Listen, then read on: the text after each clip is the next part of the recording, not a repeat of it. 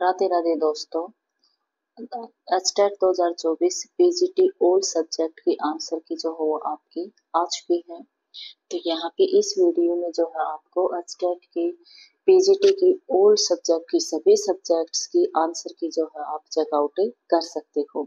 जैसे आपका हिंदी है, इंग्लिश है, संस्कृत है, आपका फिजिकल एजुकेशन है, फिजिक्स है, केमिस्ट्री है, बायो है।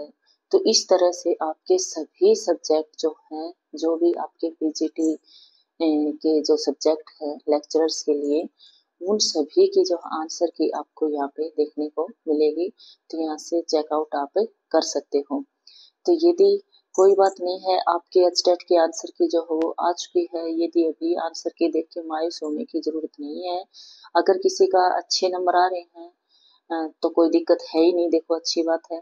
लेकिन अगर कोई ऐसा भी कैंडिडेट है जिसका अभी भाई क्लियर नहीं हो पा रहा है आंसर की में आप मैच कर रहे हो, तो ज़्यादा मायूस होने की ज़रूरत नहीं है।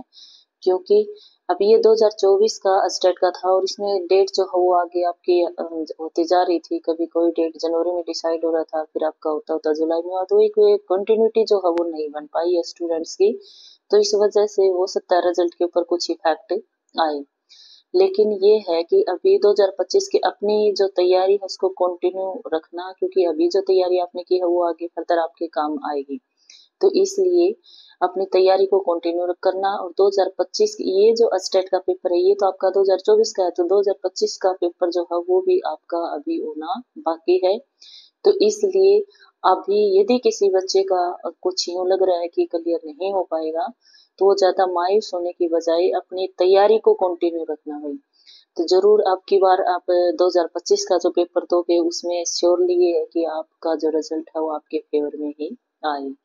और ये जो है आप इस तरीके से इनके आंसर की जो है वो मैच कर सकते हो अपने चैनल पे। आपकी PRT, TGT, PGT all subjects की सभी के आंसर की जो है वो मैंने डाल दी है और यहाँ से आप गो थ्रू सकते हो। तो इस प्रकार से जो है अपने ये डाली गई है एचटेट की आंसर की जो है। और अब की बात जो है जो आपका हरियाणा बोर्ड है उन्होंने आंसर की जो है बहुत जल्दी डाली है भाई।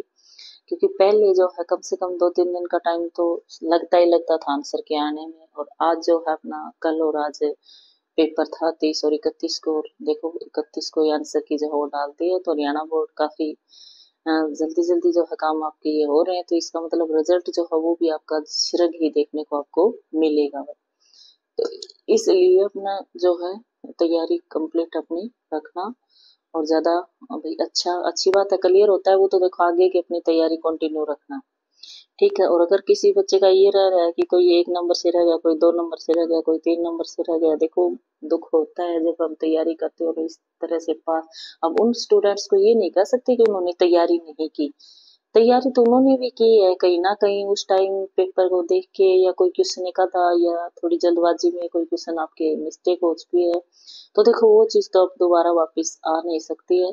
लेकिन हाँ, अभी का जो टाइम है वो तो अपने हाथ में ही है। तो अपने अकॉर्डिंग आगे का जो आउटपुट है, आगे का जो रिजल्ट है उसको चेंज हम जरूर से जरूर कर सकते हैं।